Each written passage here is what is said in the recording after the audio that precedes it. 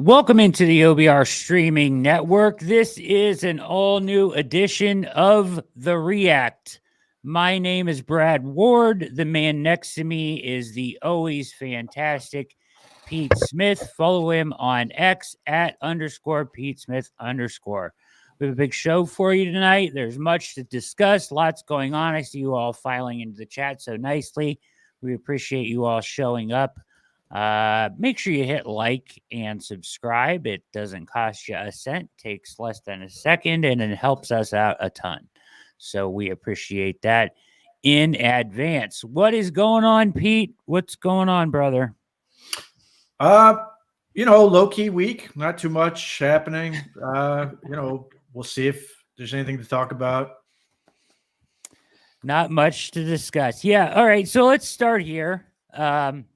Before we get into tonight's videos, some personnel changes, Pete. 4 guys go to the IR for the Browns today. Diabate, Mo Hurst, Tony Fields, and Juan Thornhill. They are replaced on the 53 by, is it Calique Hudson? David Bell, Mike Ford, and Sam Kamara. And then the practice squad gets 3 new members in Siaka Ika, still living and live and kicking on the practice squad. Geoff Swaim. Just Jeff Swaim. Jeff. Okay. Jeff Swaim. And Ludi Villain. Killing me with these names here. Yeah, linebacker from Minnesota, the Minnesota Vikings. And what are your thoughts on the IR moves? Do you know anything about Hudson? Bell gets back on the 53. Mike Ford to the 53. They cut Justin Hardy completely this time. And do you think that Swaim will be active on Sunday? So a bunch of questions for you there. So start here. Yeah. I think the linebacker moves are frustrating. I mean, Jordan Hicks and Jeremiah Owusu-Koramoah are your starting linebackers. So Fields and Diabate are sort of supplemental, but they do have special teams roles. Khaleke Hudson is a guy I really liked coming out of Michigan. Was an undersized safety that they basically used as a overhang player. He moves to the NFL to become a linebacker, just runs around, it plays like a missile, has played a ton of NFL snaps, and he was on the Saints practice squad, but they activated him last week. He played special teams, and he played a couple snaps of defense. I like the fit for that. I mean, I don't expect he will see the field necessarily first, but if they need special teams, he can do that. The defensive tackle position is becoming a major concern already. Yeah. Thin. Mo Hurst got hurt.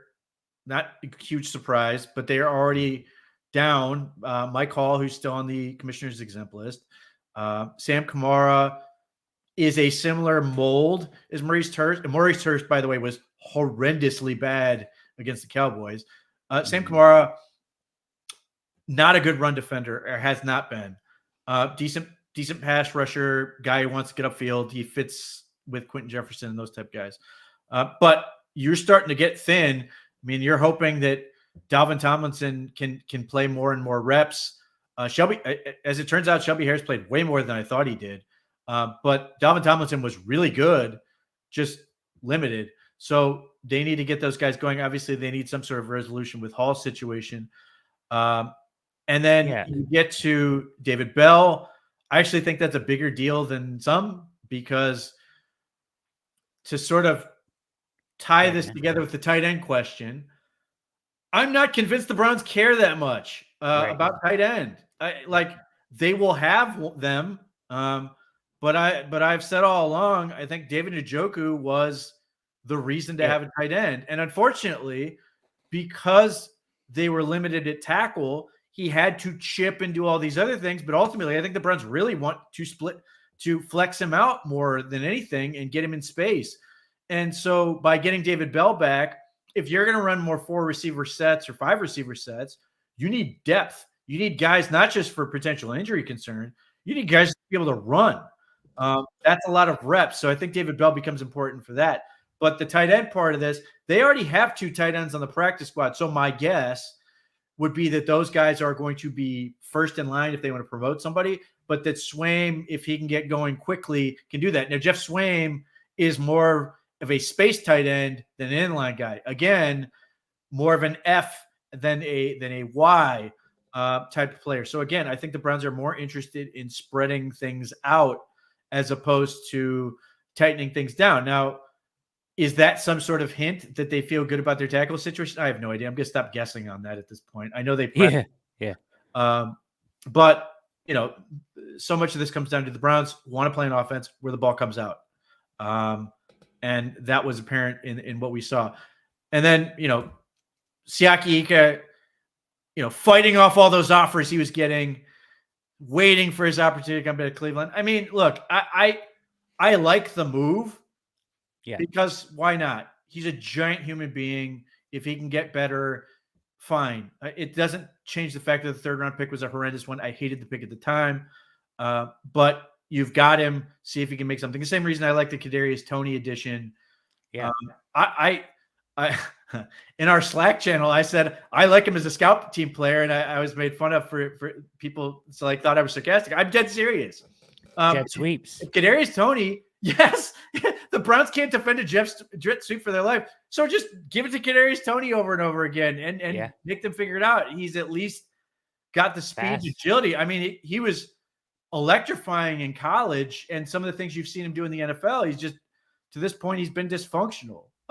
So that to me, that's what the practice squad is for, to take flyers on those type of guys. So, and then the Juan Thornhill thing is really unfortunate. He played really well in the first game.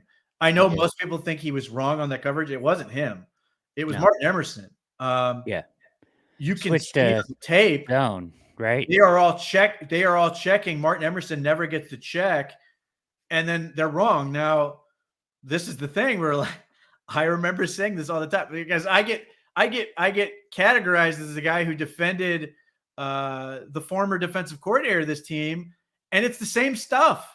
And now they're veterans. Like, it still happens. Like, this is unacceptable to continue to have this from veteran corners and veteran safeties that understand they've got to get the communications down. It costs them points. But Juan Thornhill, who obviously made a big deal about all the work he put into his calf injury, unfortunately suffers from calf injury, but he was good in that game. And I do think they're going to hurt not having him, though. I'm hoping that Ronnie Hickman can pick up where he left off. I think Ephraim Banda is a fantastic safeties coach.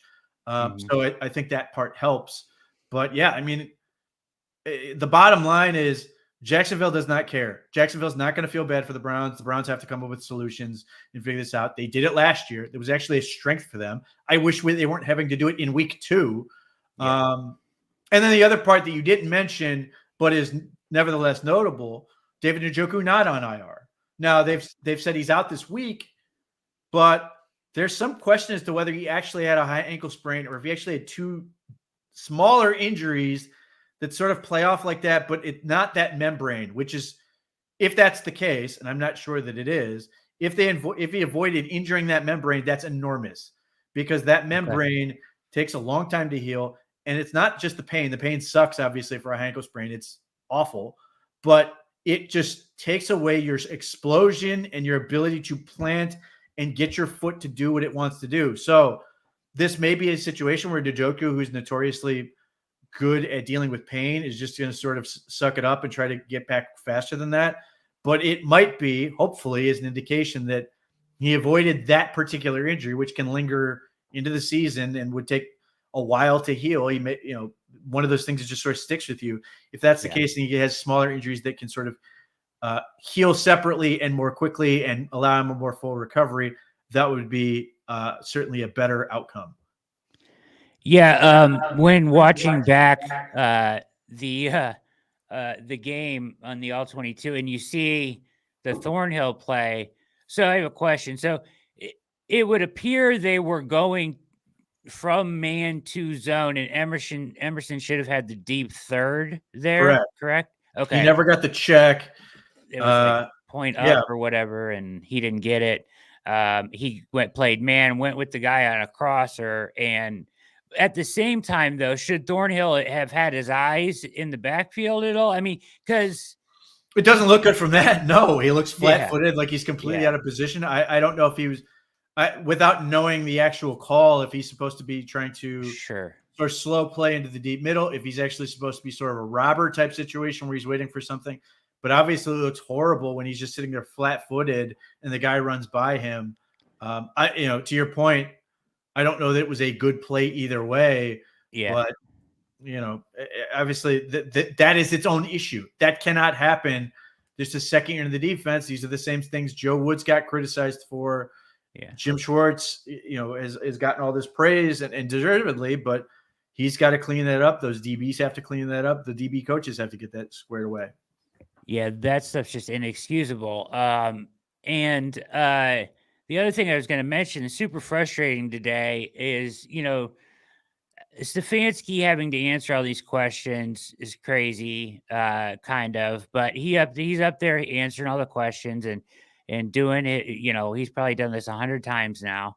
But anyways, he mentions that Jed Wills and Conklin will both practice, and then it's reported that Jed Wills did not practice. So, Is that what happened? Okay, so very frustrating as well. the saga continues with Jedrick Wills and whatever's going on with him in the training staff. I mean, the only thing we know from Jedrick Wills is that it was more than an MCL injury, but we've got no specifics as to what that means. I know a lot of people want to make him into the bad guy, that he's lazy, this, that, and the other. And that may be true. But if he had something else or something that did not heal right, and the thing I would sort of reference would be DTR, there was a point in time where the team was very worried that his hip was not responding. And there was a real concern about that. And ultimately it did, and he was able to get healthy. But, it's obviously frustrating from that standpoint. And then Jack Conklin had the full reconstruction. And, for him, it's not only getting confidence in the knee, which he sort of talked about, it's just getting in shape. He has not, because of that nature of that injury and the recovery, he's not in a football playing shape. And, they've got to get him there. And hopefully, they've sort of hinted the possibility this week. Hopefully, because obviously that becomes a big game changer for them. Jacksonville has strong pass rushers all across the board. So the Browns have to be ready to go. They're not Micah Parsons and DeMarcus Lawrence, but they are quite good. They are. Their defense as a whole, pretty good. Talented, yes. Yeah. So, Zeke Dog saying here, kind of what you said. I thought Thornhill played good. Good. Yeah, he was. I think, Pete, I would say he was more physical than I think I can ever remember seeing him be. At least coming down and making tackles, I thought he was very good. Yeah, I mean, the thing is, like, whatever you want to say, obviously there are going to be people who will say, oh, man, he's hurt again. This is a bad contract, this, that, and the other. Thornhill is not short on giving, wanting to be good, giving effort. Like, whatever you say about him, he wants to help this team as much as he can. He cares of a lot. So, I hope for him that obviously all these guys can come back in that 4 weeks, and the Browns can sort of get on, let's say they get on back on track and can start getting reinforcements. Because obviously beyond Thornhill, Diabate, Maurice Hurst, Tony Fields, the one that we're all waiting for is Nick Chubb. And if they can get rolling and bring all these guys back and start getting healthier and healthier and, get it going, they've got what we want to believe, and I still think is a much easier part of the schedule earlier in the year, to sort of pick up some wins and then gain momentum before they get to that point where they've got a really tough slate and they're going to have to really be hitting on all cylinders. I mean, the nature of the offseason and what it had to be has put them in this position, and now they've got to figure it out. Yeah, absolutely. All right, 677 of you already here watching the React tonight. We appreciate your attendance. And If you're watching on X, hop on over to youtube.com/Orange and Brown Report. Give us a like and a subscribe so you can catch all of the programming we're putting out here at the OBR streaming network. All right. So obviously the elephant in the room, or the vampire in the room, as Pete would say, is Deshaun Watson, and everything going on here. We will energy vampire, right? Yes. Well, that was what I wrote for Sunday night, and that's how I feel. I got a lot of people I should say, some people very unhappy with me for commenting on what I felt was a lack of enthusiasm for the season, and I put a lot of that on Deshaun Watson. Obviously, I put some of that on the organization, but like any conversation I had with people throughout this offseason was like, man, I love him. Amari Cooper, David Njoku, all these guys. When Nick Chubb comes back, man, this team's really going to get rolling. And then it's always, but what about what I don't like Deshaun Watson, or what is Deshaun Watson going to be able to do this year? And that continues to be the hesitation for some people. And then obviously the two things happen at the same time, where he plays awful the first game, and this comes out, which is just a two-pronged attack. And look, there are any number of Browns fans who bailed as soon as this happened, and I'm not going to argue with them on this because I don't blame them. But there are people who are, and as I said at the time of the trade, this fundamentally changes the relationship between the fans and the Cleveland Browns. And I believe you're starting to see that come to fruition, where I think people are, there's no shortage of people who are super passionate about this team. And like, this is the thing where people like push back. I'm not suggesting that fans aren't into this team, but I do think there's a little bit more of I don't want to pay to go to the games, because if this goes bad, I want the freedom to just, go do something else. I'm going to tune in, see how it goes. If they're winning, great, I'm going to be here. Or if it's close, I'm going to be here. But like, I got any number of people telling me, look, man, I'm done watching this game on Sunday. And because of this situation, I think that is going to remain. I think a lot of people are going to go into this Jacksonville game going, we'll see how it goes. And, and I can't blame them. And yes, between his play on the field and all this other stuff, and look, I'm not going to pretend there isn't the possibility of the potential for a dogpile effect, where somebody may think, man, everybody's getting paid, why not me? Yeah. And I don't know this, I'm not suggesting that's what's happening. I'm just suggesting that is a possibility. Yeah. That could happen. But even if that is the case, there are any number of fans who are sitting there going, here we go again. We're doing this again. And it sucks the life out of you. And I think, as you pointed out, Kevin Stefanski has to answer all these questions. Like, I'm not going to say it's like, you don't see it in the press conference or anything, but I do think it like part behind the scenes, he's got to be like in his office at some point going, man, this is just exhausting. Like, how much of my day do I have to deal with this every day? And, and my worry, as I wrote on this, is it's going to eventually suck the life out of his teammates. And he's got to play well quickly, or they are going to basically say, we're moving on. And whether or not he's actually benched, they're going to say we're moving on. And so there's a lot on the table this week. I do think he can play better. But that's sort of where we're at, and it's not a fun place to be. Nobody's excited about this team right this second.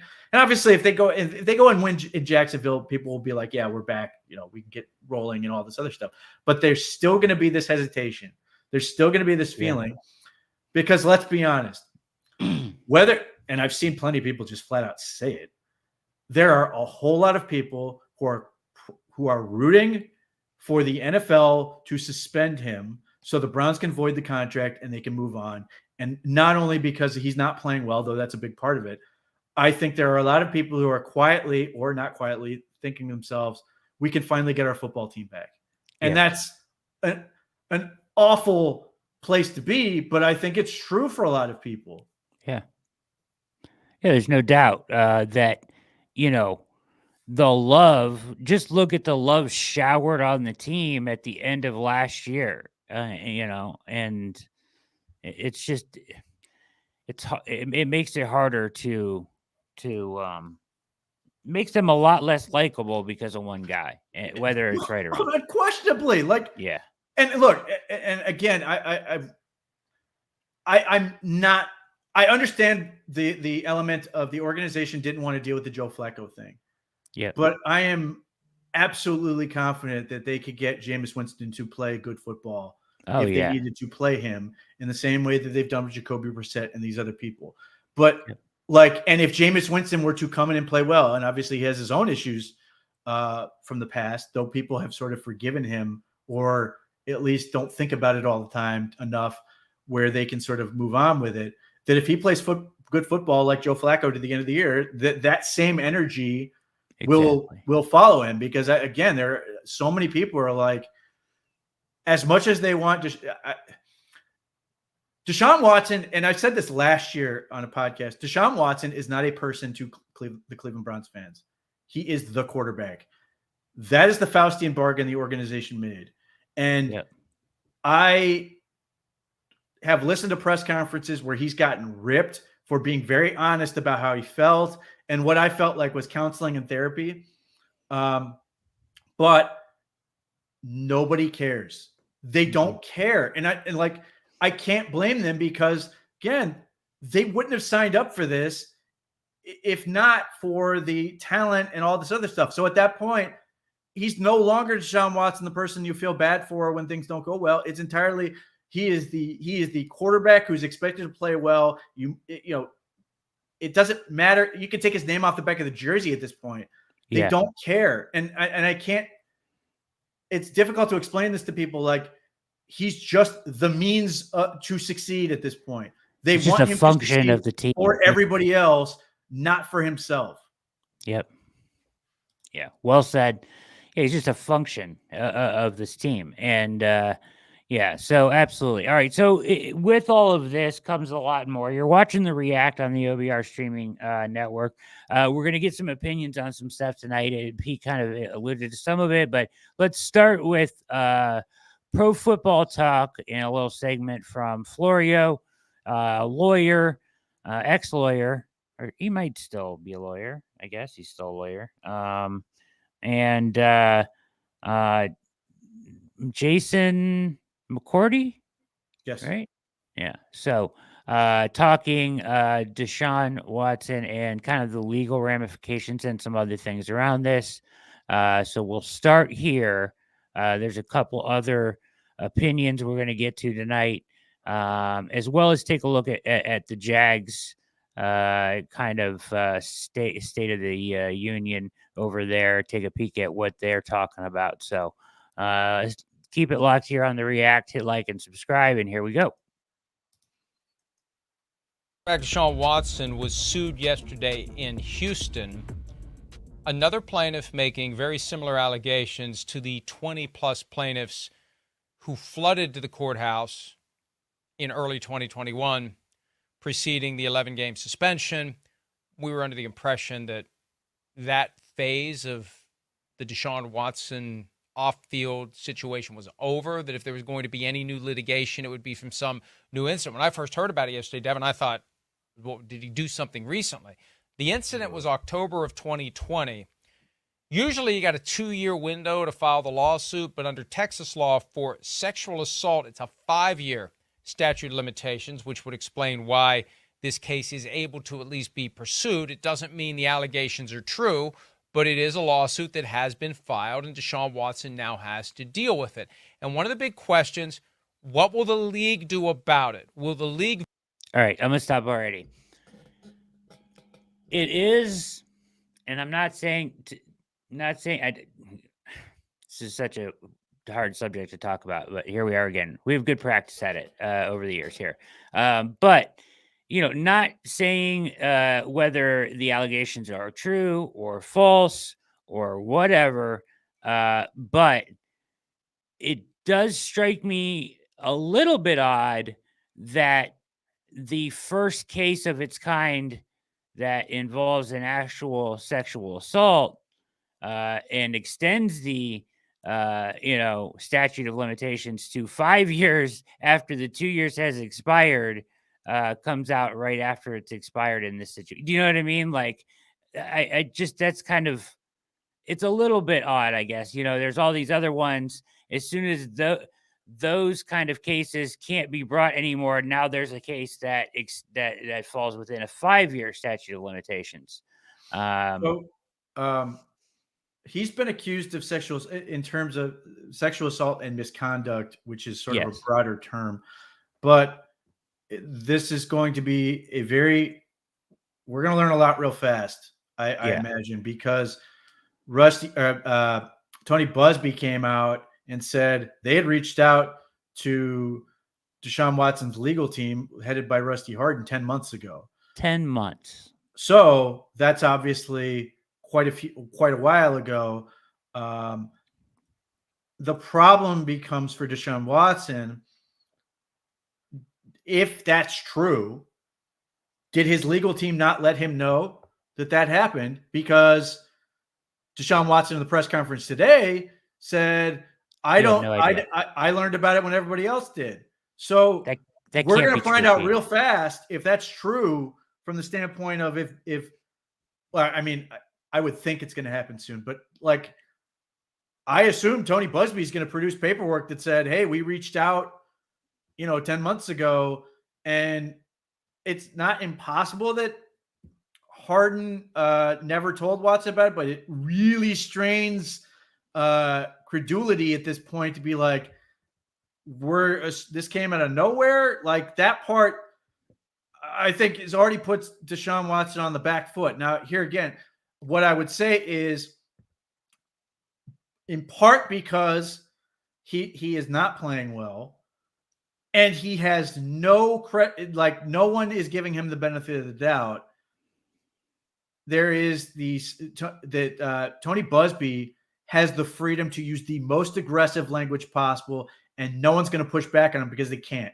And people are going to, one, because they're just exasperated at this point, be inclined to be like, man, like, just be done with him. That he can be this aggressive in his language and say all this stuff, because the statement they made was very confident, very aggressive in terms of the language they used in terms of talking about this 10-month thing. And Rusty Hardin sort of like, well, my client, strongly denies this, but he can't really say much else, because what else is he going to say? And then obviously Watson basically deferred, as he should. I should clarify, as he should defer to what his lawyer's, suggestion is. But like, that part alone has already put like a weird amount of pressure on this situation. Yeah. Bear in mind that the league was not satisfied with what they got the first time. As you recall, when he was first suspended, there were people in the fan base who were like looking at this from the standpoint of the team were hoping, if Watson's going to be suspended enough, just suspended for the whole season and push his contract another year. Deshaun Watson's team got it so he missed the most amount of games possible where he still got paid. Yeah. The NFL was not happy about that. And not only are they, if there's something there, they've already launched an investigation, same guy who did the last one, because they are motivated. As much as there are people who want to say, well, it's a Browns problem, why does the league care? The league's tired of looking bad too. And the other part, and so if there's a there, they're going to find it. And then the other part about that is, let's not kid ourselves. The NFL has a vested interest to help out Jimmy Haslam.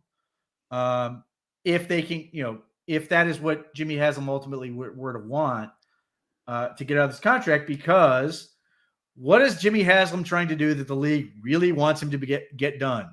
It's in Brook Park. It's build a very, very expensive cost, not only expensive and huge investment for the league, taxpayer funded.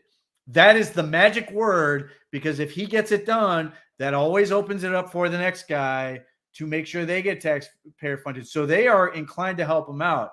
And even though there are owners who are mad about Jimmy Haslam signing Deshaun Watson to this contract, the owner that matters, just signed his quarterback to basically the same contract. It's not quite the same, but the real commissioner of the NFL, Jerry Jones, signed Dak Prescott to a contract that is basically almost entirely guaranteed. Yeah. So he doesn't care. All he's interested in is the fact, one, he likes Jimmy Haslam. They have a personal relationship, and Jimmy Haslam sort of looks up to Jerry Jones. The other part about this is just that Jimmy Haslam is a lot of money for the NFL. Yeah. And they are, they protect their own. We've seen this time and time again where they are willing to look out for their own guys and sort of, I don't want to say they're cleaning up their mess, because if there's something there, then it's there. And then there's a reason to do this. But that's why if there's something to find, the NFL is going to find it. And they don't have to prove it. They just have to prove the preponderance of evidence, which is the 51%. They suspend him, and at that point, the Browns are like, well, void. Yep. The interesting thing about that, about the owners, Pete, is I don't know if it's this video or one that we're going to play tonight, but somewhere I saw today, or I've heard a couple times actually, people framing it in the opposite way, that the owners would never want to let the Browns out of this because they want to punish them for, giving him the fully guaranteed contract and potentially and it never became a precedent, but at the time, potentially setting that precedent, and that all the owners were mad at him at the time. Yeah. I mean, don't get me wrong, but they get over it real fast when it comes to, if you're the next team up that wants to get a even partially publicly financed stadium, Jimmy Haslam is fighting for you right now, because if he wins, and I've said he's going to win, although this situation does not help at all. That's the other part about this. Deshaun Watson hanging out again. I said this at the time of the trade, that this would hurt them trying to negotiate the stadium, because we talked about this. They would use bonds because they do not want to put this on a ballot, because they're never going to win with this. But it does still hurt them in terms of, it doesn't look good. No. It doesn't, if you are a you are a public official pushing for this stuff, voters may visit back on you and go, why are you forcing us to pay for this when this is going on? So there's, again, more incentive for the NFL. Again, they're not going to make up something. I cannot stress this enough, but if it's there, they're going to find it. Also, to your point, the Busby letter was about as powerful and convincing at first read as I've read through all of these things. And the allegations are much more serious here, too. This is this is tough, because again, some of the charges that I should say the accusations, he was never charged. Bad word choice on my part. Some of the accusations were very serious initially, and then got sort of broken down. Again, sexual assault, unfortunately, is a very broad term. It covers a lot. So, we'll see what it actually looks like when, they sort of get further into this. But yeah, look, I mean, just that chyron on the screen is devastating. Yeah. It's devastating. And again, you were sort of prepared for this as much as you could be. Obviously, no one wants to do this. There were any number of people who didn't want to see this trade made. Having this chyron again, it's a gut punch, and you're just like, you get to a point. I don't care, from my fans' perspective, you get to a point. I don't care if he did or not. I'm just tired of him. Go away. Yep. Yeah, 100%. You mentioned earlier, and this is important, and at the time of this video, it wasn't out this yet, I don't believe, but Lisa Friel is the NFL special counsel for investigations. Actually used to work in sex crimes in Manhattan or something like that. But she did the first investigation for the NFL. She is doing this one as well. So, and they did not wait. No, they were on it. That's the other part. It's noticeable how quickly they sort of we're investigating. Chat, the allegations can easily be found. I don't want to get into the details of the allegations on here. It's not great. So you can go read it a number of places. All right, here we go. View this as something that hasn't previously been addressed in the discipline of Deshaun Watson.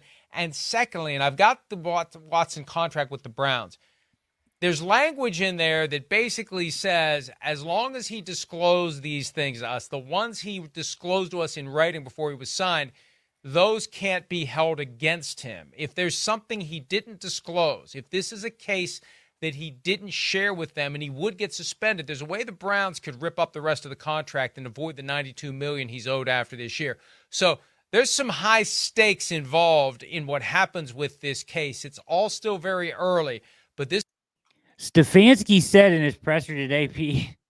Also notable. Also very notable. A lot of people he jumped was on not this. aware. He was not Correct. aware. Correct. That couldn't get that one out fast enough, could he?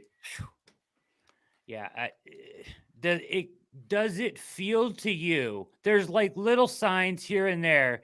Does it feel to you like they're sort of paving the way if necessary? I don't know paving, but I think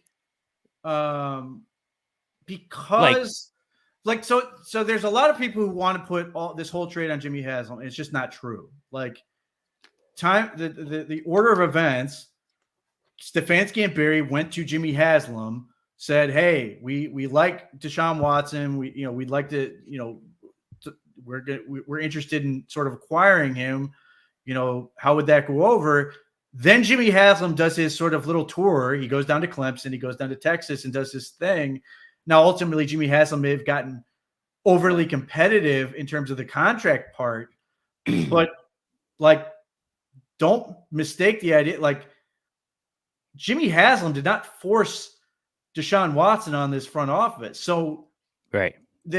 So now, if you are Kevin Stefanski, you don't want to catch this. You don't want – so you're going to put yourself and go, listen, whoa, I knew about the other stuff. I don't know about this one because he's not stupid.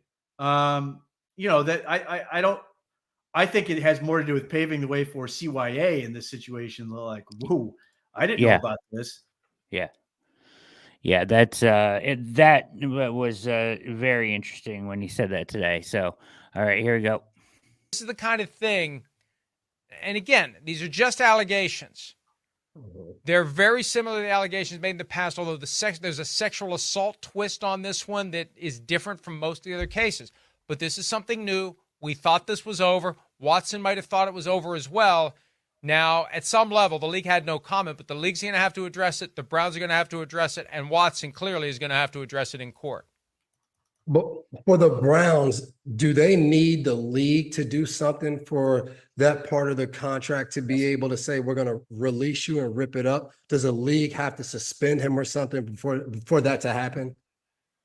That's a great question. And the contract is a little convoluted on this point. I tried to parse out the language last night. I think at the end of the day, he has to be suspended before the Browns could exercise its paragraph 42 of the contract, where they could void the future guarantees and move on from Deshaun Watson. So the league would have to suspend him. And when the league went, here's the deal. Like, because this was asked sort of in the Slack channel, like, hey, unless he's sort of convicted or whatever, how can they really prove this, that, and the other? That's why the league has to suspend it, because in the contract, if he gets suspended again for this unrelated thing, that gives them the go ahead. And the league doesn't need, again, preponderance of the evidence, 51%. Yeah. They don't need to prove like beyond a shadow of a doubt, where the Browns might be in a stickier situation in that regard, because if they were to just try to do it, then the union gets involved and goes, hey, listen, you can't just get rid of our guy and tear up the contract because you don't like it anymore. That's where the league has to suspend him and makes it very easy, because at that point, the union couldn't make an argument, but it's an argument they will lose. If the Browns just try to say, hey, we're tearing up the contract, the union will have a very strong case at that point, and it's not something the Browns want to get involved in. they'll just let the league do it and basically take care of them for them. Exactly. And yeah, I mean, there's an investigation already in progress already. Yeah. So, and it doesn't have to be any legal, right? Although I'm surprised there's nothing on the legal side yet, or you know what I mean. Well, it may be past the this part may be past statute of limitations. That's a good point. Statute of limitations. His statute of limitations. He's talking about from a civil standpoint. I don't know Texas law as far as the legal. It may be longer. I don't know, but chances are that's the issue. Ultimately, the lawsuit in this case, because originally I think in Tony Busby's declaration basically said that the accuser, who is at this point anonymous, listed as Jane Doe, wanted to avoid this situation entirely, which I know some people will say, well, might be evidence that they are trying to just sort of dogpile Deshaun Watson, get an extra paycheck. But obviously this is a personal situation, and any number of people don't want to be put out there. We saw what happened with the accusers who did come out publicly, where they were demonized and got all kinds of heat in public, which is wrong and disgusting. I don't blame anyone who just sort of like, I don't want to be out there for people to do this, even at this stage of the game, for all the reasons we can talk about, because there are people who are going to be like, they believe the victim. But as we saw the first time, there was a section of people who were more than happy to sort of accuse the women of trying to get over, trying to basically rob him, this, that, and the other. So, I don't want to put words in anyone's mouth. I just sort of acknowledge the possibilities. It's if this thing happened to this person, it's awful. There's let's just stop there. It's awful. At that point, they're just trying to figure out some way to get past it and get, I don't want to say get something out of it, but get some sort of resolution, that there is a punishment, that there's an understanding that something has been, that they have been done wrong, which is obviously where the money's supposed to sort of facilitate as damages. The most insane thing about that is what you said earlier about the 10 months, right? So if his legal team knew and they came to him quietly 10 months ago, this never had to see the light of day. Correct. Absolutely correct. And that's what he said that's what he said in his letter, was like, this could have been handled privately. And again, you're going to get people on both sides of this go, whoa, that means this or whatever. But yes, if that's true, I do feel like unless Rusty Harden's team knows something about this, and based on Tony Busby's thing, where he's like, he said, I hope that Deshaun's legal defense is he didn't know her, because he's said he's got him sort of dead to rights on knowing who this person is and proof and all this other stuff, that this would be a gross incompetence by his legal team to not try to get ahead of this and try to avoid it. Thank you, G Turk. We appreciate the love, man. So we appreciate that. Yeah. So the 10 months thing is shocking. It's a huge deal on this. And I don't, like I said, it feels like this should be very quickly discovered one way or the other. But that is, to me, right this second, that is the thing I'm waiting on. Yeah. Obviously the investigation is gonna do what it does, but that sticking point right now is huge to me, because either we're, obviously we won't know this. If Deshaun Watson was truly blindsided by this, and it's true that they reached out 10 months ago, I'd be furious. I'd be absolutely furious at my legal team that they handled it this way, that you are blindsided by this situation. Insane. I mean, what? I don't even know. He could probably sue his lawyers in that case. Maybe. I mean, obviously that comes down to like what sort of I don't know sort of what legal duties he's owed. That might be sort of in his. That might be a private matter. That might be a state issue. I don't know the answer to that, but potentially. Yeah, it's wild stuff. All right, here we go. More from PFT. Forward back in 2022, Two, with its in-house process that now has an independent person, Judge Sue Robinson, who heard all the evidence, the league picked a handful of cases of allegations to use in the case against Deshaun Watson. And if I'm the union, my first argument would be that was your chance. If you knew or should have known about this other one that was just filed and you didn't go forward with it then, that was your opportunity to do it. I think the league, as a threshold matter, would have to show, and the union would likely fight them on this, that they didn't know and had no reason to know about the lawsuit that was just filed now. That's going to be a key. Can they even proceed? Will they proceed? And the Browns won't be able to do anything unless the league successfully proceeds and gets him suspended at least one game. That's a good point by Florio about all the legal stuff. that discrepancy. That is a good point. I don't know if it'll work, obviously, but yes, that all that's true about how the union and the league, the union and the team could sort of look at this situation and be like, why didn't this come out when all the other ones did? Again, I don't know if that's going to hold water, but I do think the analysis is right on that. I think he's right too, but I think the point of it is that was Watson's responsibility. So like the way I look at this is like, you know how when you have a witness in a case or whatever, they give them like king for a day or queen for a day, right? And they can go sit down and admit every crime they have ever done. And it's like an information gathering to the DA or an assistant DA or whatever, right? And they are granted immunity on everything they say on that day because it's going towards a bigger case, right? So as long as you disclose it in that meeting room, you are immune from prosecution. But if you leave something out and discovered later, are open to prosecution. That strikes me as the language of this contract. They gave him opportunity to disclose him and his lawyers to disclose every possible case that could come forward. If you know about something that may come forward, you have to put it in writing. That's how I read that paragraph 42 he was referencing. And if he didn't, and it does, and this is not one of them, like Stefanski today, I was not aware, then it strikes me as a potential loophole or opening to void the contract if he is suspended.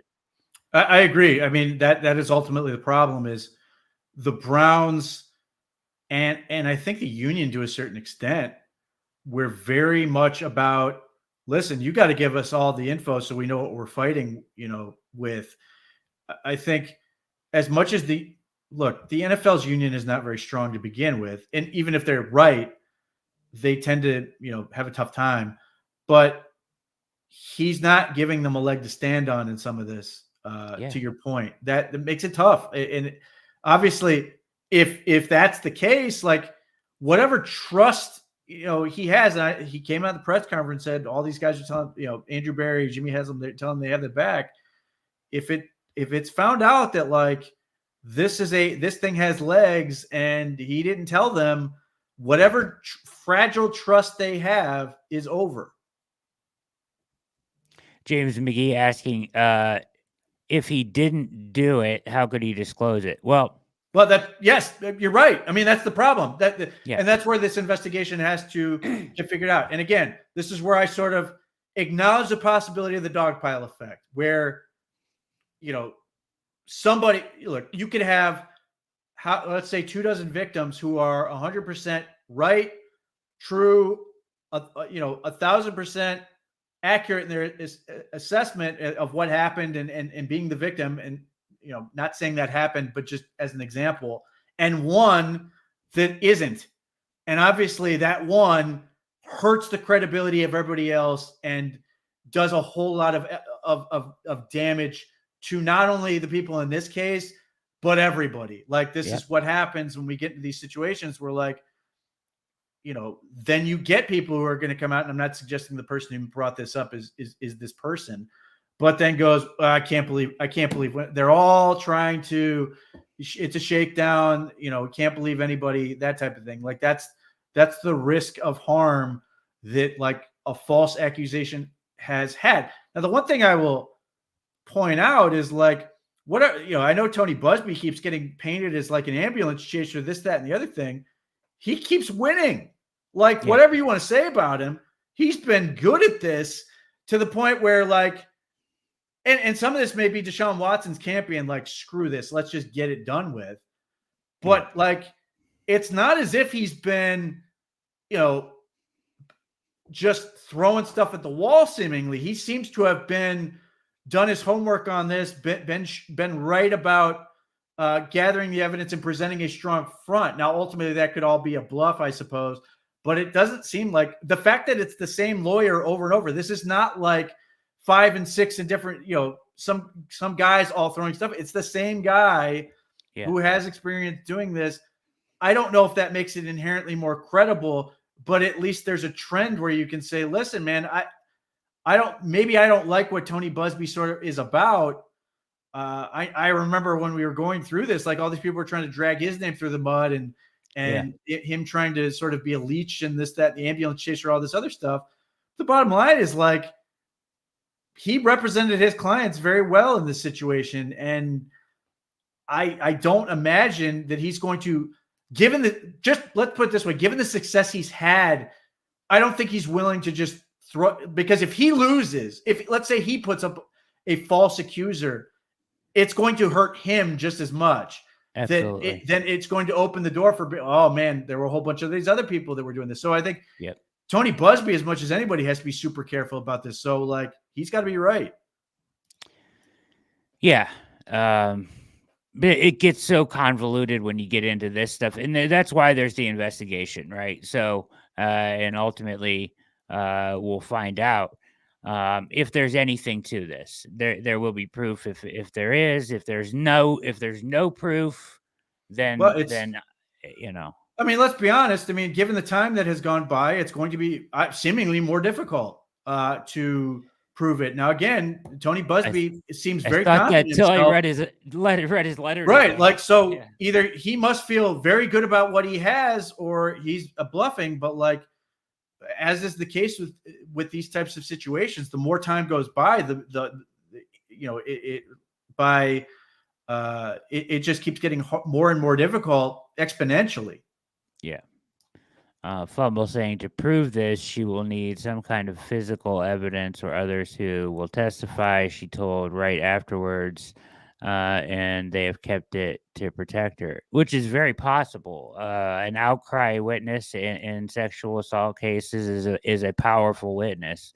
So, yeah, it's also not uncommon for victims of this sort of thing to wait until, you know what I mean? So, so I've noticed, why she waited too long. That seems fishy. I get that it may look that way, but it's not uncommon for victims to wait to disclose these sort of things. Yeah, I'm not going to speculate. I'll allow the process to play itself out, and we'll see where it goes. Ultimately, all I can present you is the possibilities of how this goes and what we know.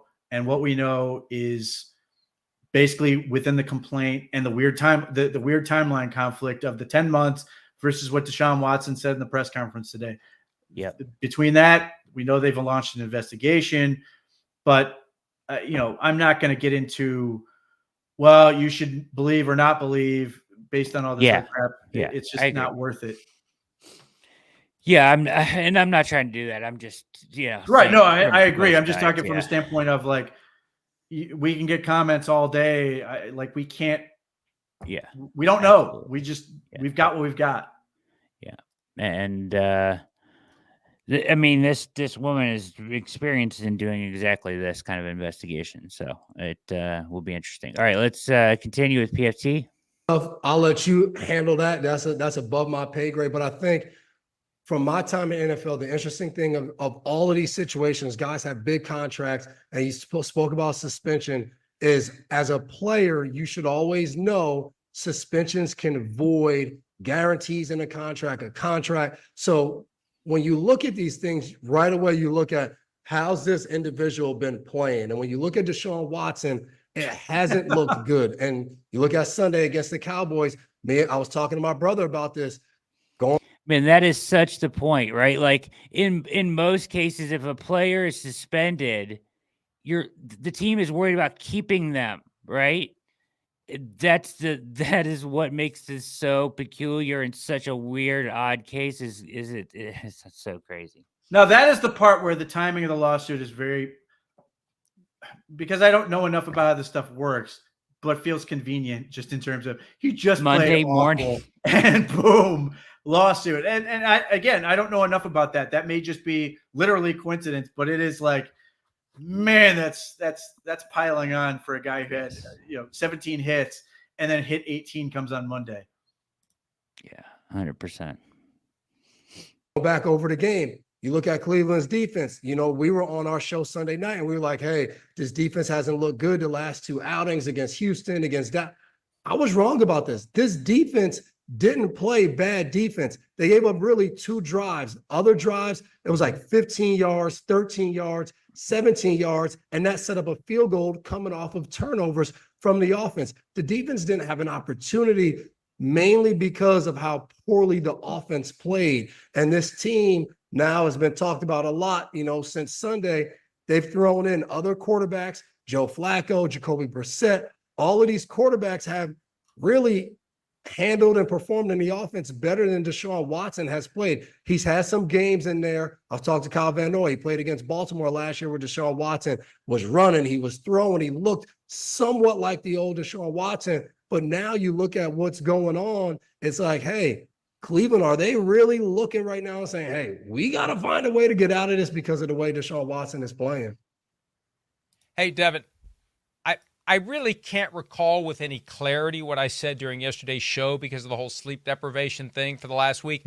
But I'm pretty sure that when Sims and I were talking about how Deshaun Watson looked yesterday, I said the Browns would probably love to have something fall out of the sky where he could be suspended and they could get out of those guarantees, because that's how ruthless teams are. They know they made a mistake, but they can't get out of it.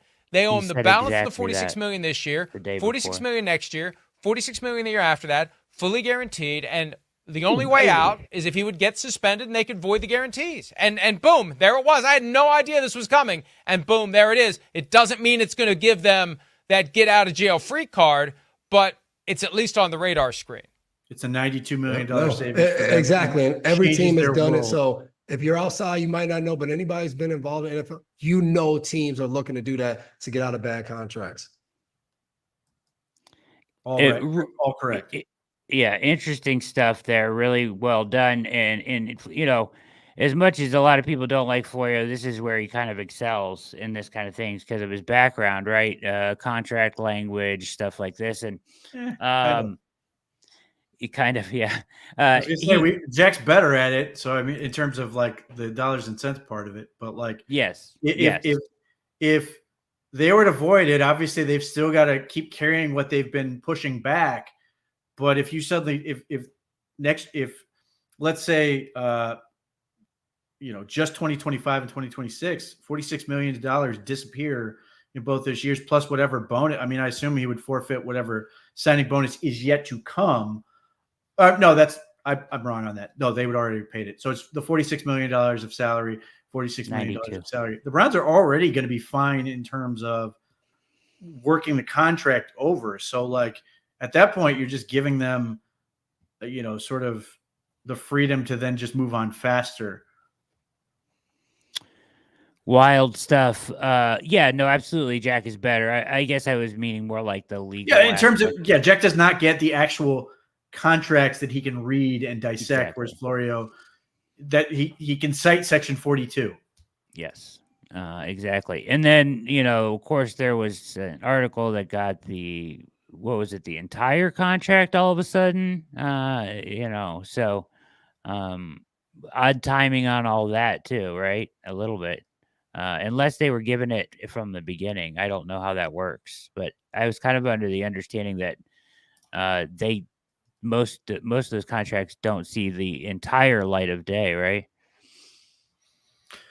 Yeah, I mean, when the contract was signed, all these various outlets worked behind the scenes to get copies because they wanted to see this language. So to have this situation come out now, it's not like they have to redig it. They just have to go look it up. They already have it. So it's very easy for them to get into the language because it was a big story at the time, how they were going to sort of maneuver. And then there was the question of like getting around the suspension, which they did to sort of ensure that he got paid. So as far as what does this do to the cap situation, the money they are already pushing back, like they just restructured his deal to make his base salary $1.24 million, that is going to keep going. They're going to have to pay that off. But so if he was suspended this year and they voided everything else, like he'd lose whatever's left of the $1.24 million or whatever it is. But then 2025, where he's got $46 million in salary waiting for him, in 2026, where he's got $46 million of salary waiting for him, those will be voided. They would still have to continue paying off the stuff that they've, again, rolled over. But they were already going to be able to do that anyway, including the 2 more years of $46 million. They would have still done the same thing. So they would have gotten to 2025. They would have restructured it, pushed that forward, and kept that thing rolling. And then this would just remove that part, and then they would pay it off a little bit quicker. I mean, he would sort of come off the books a little bit faster. It wouldn't really change the financial dynamics all that much. Yeah, well, it'd save him $92 million. That's the main thing. I mean, that's the most important. Let's not kid ourselves. That's $92 million.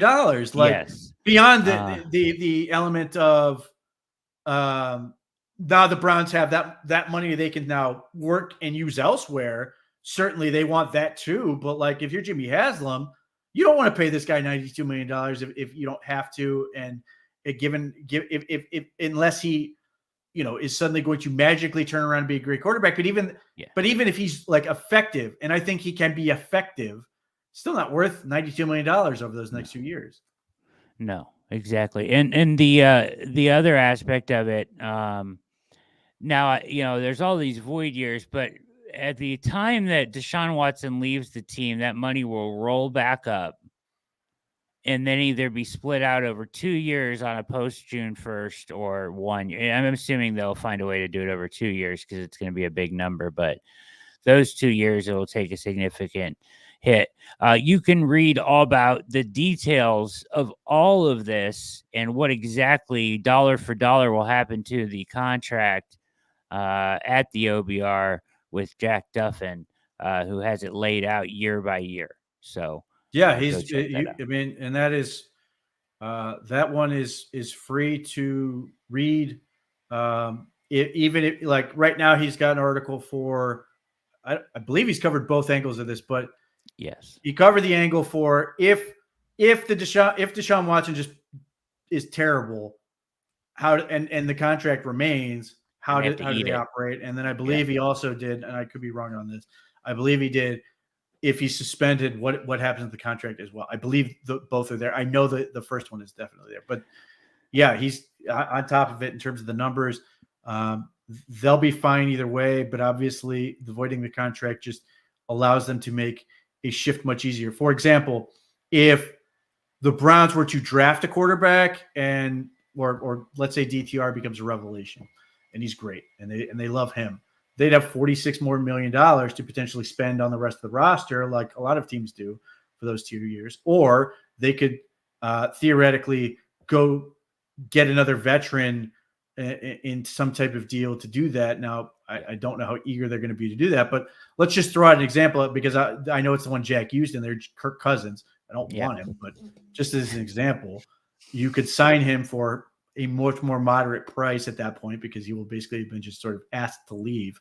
Won't cost a ton, but you could get that veteran guy. Ultimately, they might do both in that scenario where they get a veteran and have DTR and get a rookie. I mean, that to me, that's one of the reasons I did not want to trade DTR was because he's a young quarterback on a rookie contract who I believe has talent. I don't know how far that's going to go, but I really like what I see from DTR, and I'd like to see where that continues to go. But then you get another guy this year and probably another guy the next year if that's what it takes. Just first blush off this draft, I'm not trading up for anybody. I'm not giving away the farm for anybody. I'm very intrigued by Quinn Ewers. I like Shedeur Sanders' talent, I do not like anything else about the situation. I don't like the fact that his dad has been his only head coach. I don't like the fact that he just this past game threw his offensive line under the bus in the press conference. I want no part of that. I want nothing to do with that. So there are some other quarterbacks who intrigue me. I don't know how far they're going to go. Jalen Milroe from Alabama is intriguing. I really like the kid. Smart kid. Works his butt off. I just don't know if he's got enough there. But like if you were to, just as an example, say the Browns draft Jalen Milroe in the second or third round next year, and then that following year they go bigger or something along those lines, and you just keep taking swings until you get that guy, because ultimately the Browns have proven they don't need great quarterback play to at least be competitive. Now they need great quarterback play if they want to go to the Super Bowl, but they can get by and just keep sort of building this thing up and try to find that right fit. Yeah. All right. So you're watching the React. We're going to get to video too. This is an interesting one here. So this is Rich Eisen show with Chris Long, who has the, I think the Green Light podcast of his own. Chris Long, interesting here. So this again on Watson, then we'll go to some Jaguar stuff. But yeah, interesting take from Chris Long here. And we'll stop it appropriately. Browns, based on their performance, what's your level of concern there for the Browns? Cooked? Yeah, like, I mean, Rich, wait. I know we're not supposed to do this, and I'm going into my show, and I have a mantra this morning. It is week one. Yes. It is week one. Yes. It is week one. Right? Yeah. But not with the Browns, because Joe Flacco ain't walking through that door. You let him walk. Unless, all right, I like to be fair, but I'm not a fool. Cleveland, the biggest fly on the wall to me, like what was this view like? Everybody in that organization. You know how long training camp is? I mean, it's not as long as it used to be, but it's long enough for you to see a train coming down the tracks for like weeks. And I feel like there must be a sense in that building that like they knew this was coming. I don't know if they knew how low the floor was, and Dallas just exposed it because of the rush and that sort of thing, and you're down 2 tackles. But Deshaun doesn't look physically right. He doesn't look mentally right. How we got here, that's for another conversation. But I look at this, and if you're Cleveland, you have to be saying the guys that made the gamble on bringing him in, they got to be, it's like, I've been there in a sports book, not with my life savings on the line, but like watching the dumb bet I made go up in flames, and I got to feel like they're feeling like that in real time. There's no escape. And they actually burnt their only exit, which is the Joe Flacco thing. Now, I don't want to take anything away from Jameis Winston. Maybe he revives his career. We've seen it happen with Geno Smith and that sort of thing. But Cleveland looked rough. I think they gave up 4 scoring drives in like 11 minutes in the second quarter. It was like they couldn't even get to the half. They'd have the ball 5 plays and manage to eat up 40 seconds of clock. It was like the coaches were shocked how hard it was to run the offense. Well, in terms of the offensive line, though, Chris, no doubt. And that's where, you know, with Dallas's defense and the way Mike Zimmer had these guys all fired up, and Micah Parsons looked stupendous, and the line for the Browns was difficult to protect. You put this on Deshaun, though, because there were times, I'm with you, where he would just throw for Amari Cooper in the end zone and the ball hit the back wall, or he'd be looking for Judy on the sideline and it damn near hit the kicking net. You know what I mean? Like, those are some of the throws I was just looking around saying, wow, that is way off. There was another time he took one right in the chops, put it right in Cooper's hands, and it went through his hands. And he dropped it. And that was the kind of game it was. Not that would have made any difference. I think their only shot was to maybe get that pick that they didn't come up with early, or fall on the strip sack, because that game was never going to play out the way they wanted it to play, down multiple scores. When they gave up those scores before the half, it was like there's no escape. You know, Greg Williams used to say, lock the gates. We got them for 60 minutes. Like, they can't get out.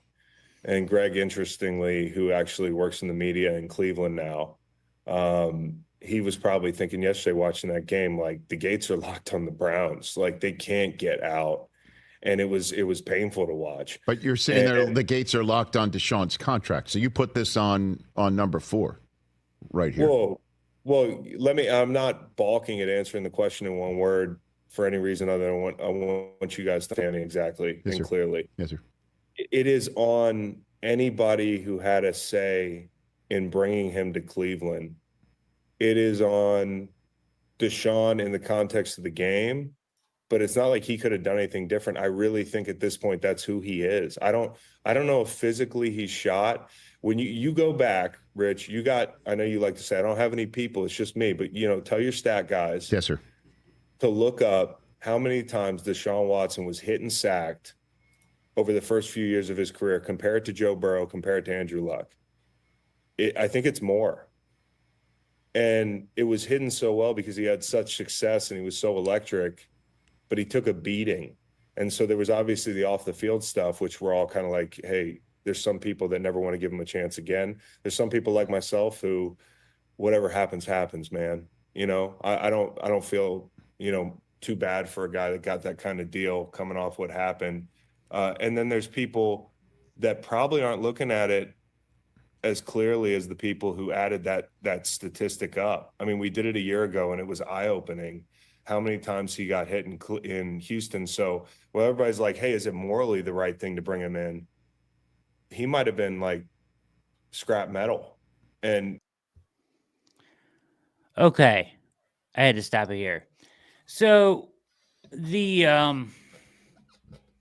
here's the one thing.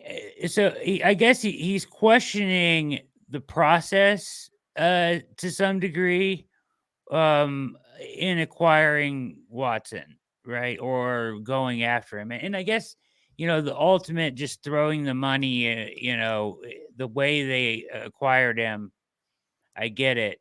That may not have been ideal. But the process of trying to take advantage of what at the time appeared to be a top 5 quarterback when that never is available on the market, and actually being in on that when you were in the Brown situation, I don't think is a terrible process. Do you? No, I mean, it was all about the off field as far as I was concerned. I mean, right. You had to, other than the fact he hadn't played in a bit, you were sort of expecting him to be a great quarterback, and you were just sort of going to be like, well, we're the Pittsburgh Steelers now with Ben Roethlisberger, where it's like, go win games because otherwise you're awful. Yeah, I mean, it's tough. I always felt like Deshaun Watson was better suited in a dome or below the Mason-Dixon line. I did not ever feel good about watching him play in wind and weather early in his career before the Browns got him. I don't feel like his arm strength is an issue. I actually felt like that was fine. I'm not willing to say physically, I'm not willing to go where Chris Long is, and I'm not sure he's entirely sure he is either. What I am willing to say is that Deshaun Watson has to evolve. And what I wrote with this was that, look, he was at the peak of his powers in 2020. The NFL is not the same as it was in 2020. He liked to play and empty endlessly in 2020 and run around and do stuff like that. Fine. JOK was drafted in 2021. DeMarvion Overshown was drafted in 2023 for the Dallas Cowboys. And obviously the Browns signed Devin Bush in the offseason because why? They want to get faster, smaller and faster. And Deshaun Watson at one point rolls to his right and has what appears to be green grass in front of him.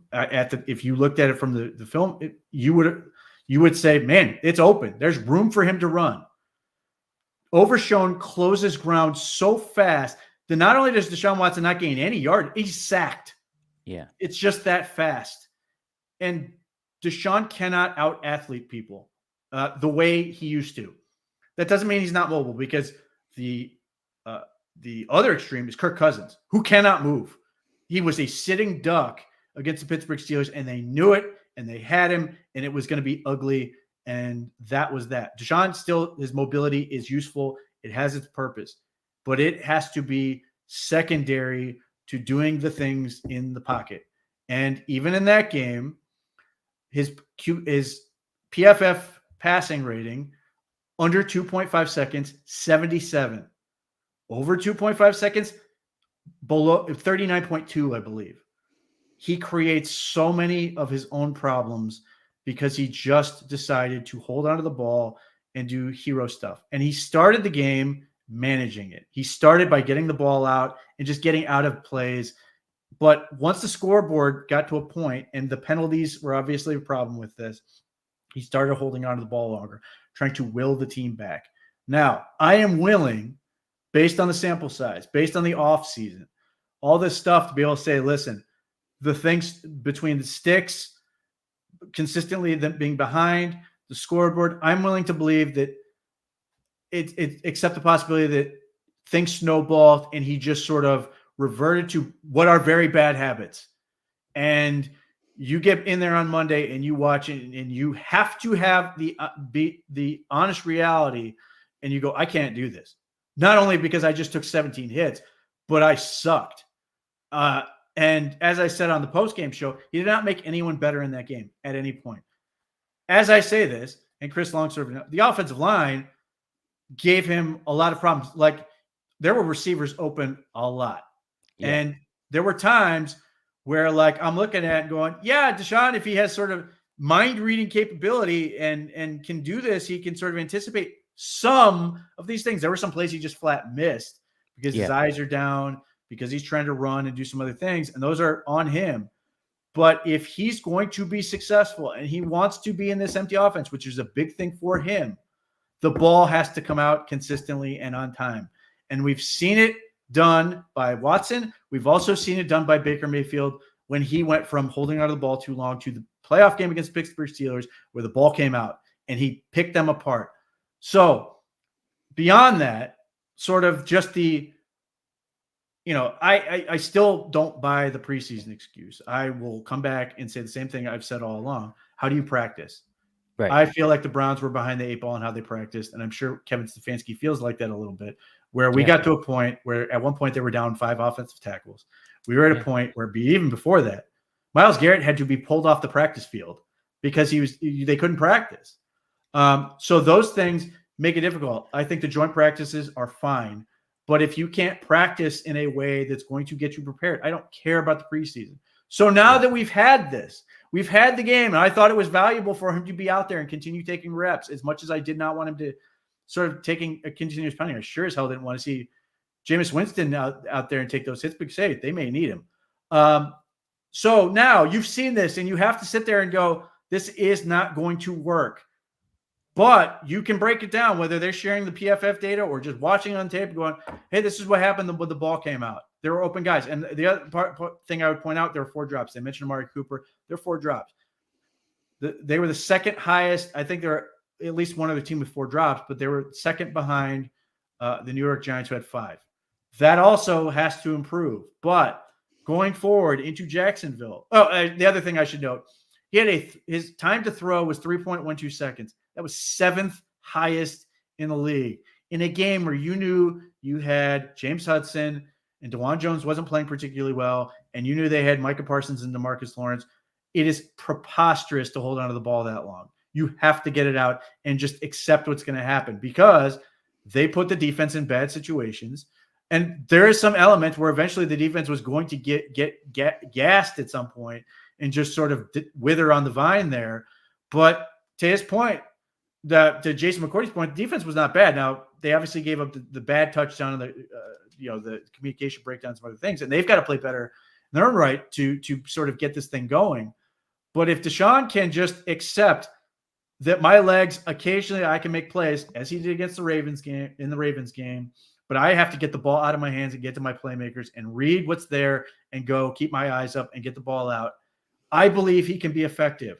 My question, and the thing I do not know, because we talked about this all offseason, Quincy Avery seemed to be trying to get this point across. Yeah. Deshaun seemed to be saying all the right things in terms of, I got to manage the game. Yeah. So now, hopefully those penalties are cleaned up and they're not sitting there in 1st and 15 or 2nd and 12 and all these other things. And they are on time and on schedule. in that scenario? Is now the ball coming out? Is it going where it's supposed to?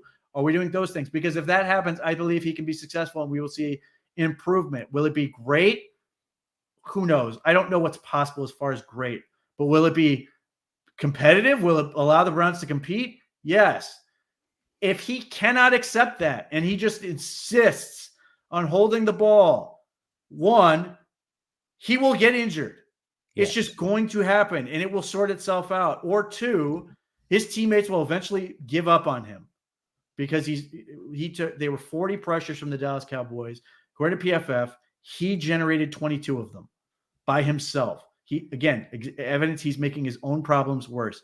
Cannot do it. You want to be an empty. You want to be all these receivers. You have to get the ball out and then occasionally make plays with your legs or extend to then get rid of the ball. If he can do that, fine. If he can't, if he insists on thinking he can be 2020 Deshaun Watson, that's going to come back. Not only from him, but the league is going to revert to a time that no longer exists. Yeah. It's only a matter of time before it's over. Injured, benched, otherwise. So it can be done. And I've seen, you want to call it overreaction or whatever. Right now, the best quarterback in the league is Sam Darnold. Sam Darnold is number one in everything. Yep. So we shall see if that's the case. And then the other part that, people want to make the comparison to Baker Mayfield, whatever, my track record on Baker Mayfield is spotless, by the way. His average distance of target was only 5.7 against in their win. It's not like they were throwing the ball all over the field. It was 2 yards less than Deshaun Watson's. So again, get the ball out, let your playmakers do it. If he can do that, it will work. Here's the thing I would point out. Jameis took some ugly hits in Seattle, but he and DTR, the ball came out. And that's where I believe that Jameis can come in and play decent football. Now, he may do Jameis things and throw the ball to the other team and do, basically a more extreme version of Joe Flacco. But I believe they can win like that, especially when they start getting healthier and when Nick Chubb comes back. I believe they can win a lot of football games. But for Deshaun Watson, he's got to improve quickly. Because even if he's crappy, or obviously he needs to be better than he was this past week because he cannot win. But even if he just takes small steps, he's not great, but they win, he will extend his own lifespan a little bit. But if they're 0-2, 0-3, it ain't going to go well for him, and they're going to be looking quickly. And again, I will just – there is an element because, again, how do you practice? There is this sort of lack of guys that were on the field, where it was Jerry Jeudy missing time and some of these other guys in the offensive line, all this stuff. I do accept that you can just – play badly, the thing can sort of snowball on you. Amari Cooper dropping that ball is sort of evidence of that like games just can go like that. Yeah. But it's a monster week for Deshaun. It can be, I don't know if you want to use the word fixed. It can certainly improve. I'm not willing to go where Chris Long is suggesting is possible. I do. His strength is remarkable. He is strong. The way he shrugged off Micah Parsons at one point, like, I don't question. As Parsons talked about, Yes, he's a strong dude, but he cannot win like that. He's the guy he sort of needs to start taking notes from a little bit is really Jacoby Brissett. And not to say that like Deshaun Watson doesn't have more ability than Jacoby Brissett, but Jacoby Brissett is very judicious on when he uses his legs and understanding what sort of allows him to be successful. So this is obviously a huge week for everybody on this team. Obviously, to Chris Long's point, I look at this sort of like I think the coaching staff and front office probably had an inkling this could be coming. Now, it's one of those things where you like, whether you're lying to yourself or you're sort of like, I don't know how this is going to go, and that goes way worse than you thought. And I would assume that extends to the players and everybody. Very sobering to play that way. And now you know where you're at, and now you know what has to be fixed.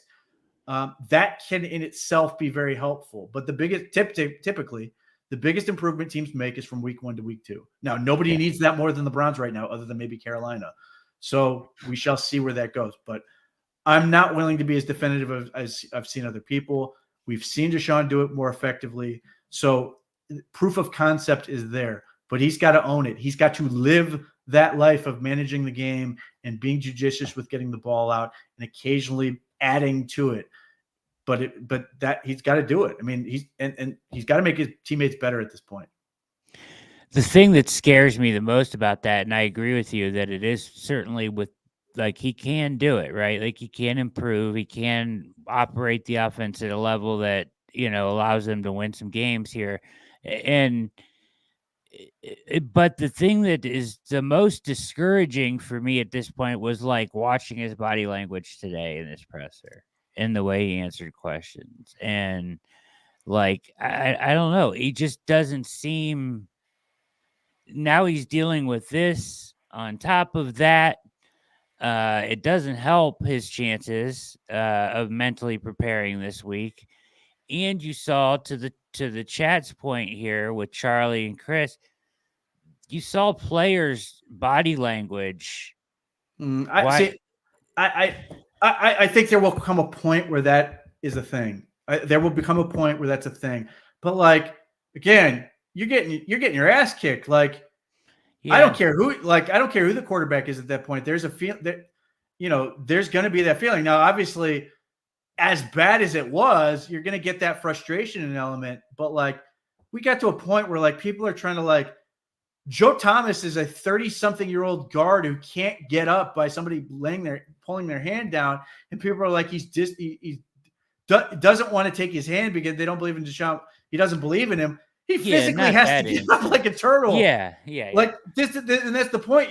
We go way too far with this stuff.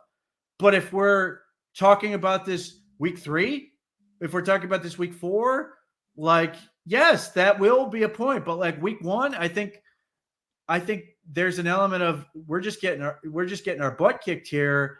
This sucks, as opposed to I don't believe it, because whatever happened, we all saw people just immediately all put it on the quarterback. Now, like, I know Amari Cooper, there's at one point shaking his head. Like, that could have been at the play call. He could have been not only pissed at Deshaun, but just not believing that particular play call. Not great. Not a great look for him. But, like, I think we go way too far with that stuff. There will come a point where that becomes an issue. I'm not there yet. Again, they've got to get a whole lot better, because that's why I did touch on the fact that at some point his teammates will lose faith, and that will make the decision for Kevin Stefanski. Even if he's not hurt, if the team just stops believing in him, that'll be it. Thank you, G Turk. Good man, for the super chat. We greatly appreciate that tonight, and thank you so much.